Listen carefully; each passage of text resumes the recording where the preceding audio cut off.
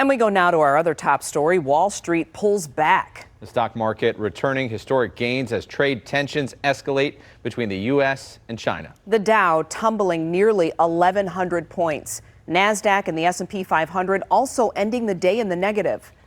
President Trump holding a cabinet meeting a short time ago, acknowledging transition problems with his economic policy. Right now, tariffs on Chinese goods stand at 145%. Meanwhile, China saying Trump's trade war, quote, will end in failure. Yale Research releasing new findings today that suggest Trump's tariffs will cost typical middle-class households nearly $3,500 per year.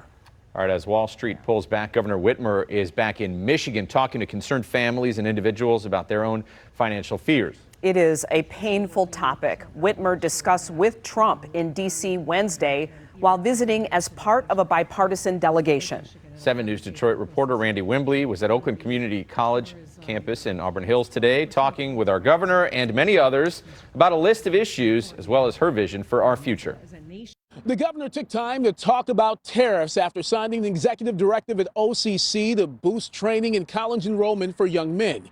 She likened tariffs to a scalpel, but says the president is using them like a blunt tool. You don't use them to hammer the American economy, use it to level. And I think that's why we got to have a real strategy around manufacturing. I'm glad he changed his policy with regard to the reciprocal tariffs, but nonetheless, we still have very concerning manufacturing tariffs that Michigan feels harder than anyone else. Able to convey that message to President Trump, though, at all? Of course. Yes. Governor Gretchen Whitmer on the heels of a trip to Washington, D.C.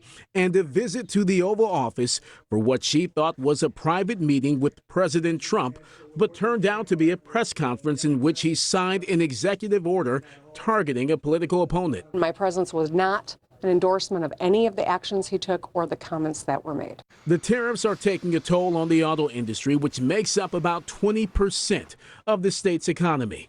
They're said to be tied to layoffs, the idling of plants, and a projected drop in auto workers' profit-sharing checks and bonuses. Tariffs on auto parts remain in place despite the president's 90-day pause on reciprocal tariffs. This constant flux hurts people and hurts the Michigan economy, and that's part of my message. So the about face, I think, was a positive thing, but it doesn't fix the problem that we're still confronting. But Doug King says without the tariffs, his job would have left the country. I work for Stellantis, and they're on record saying that they wanted to move 80% of their manufacturing to low-cost countries.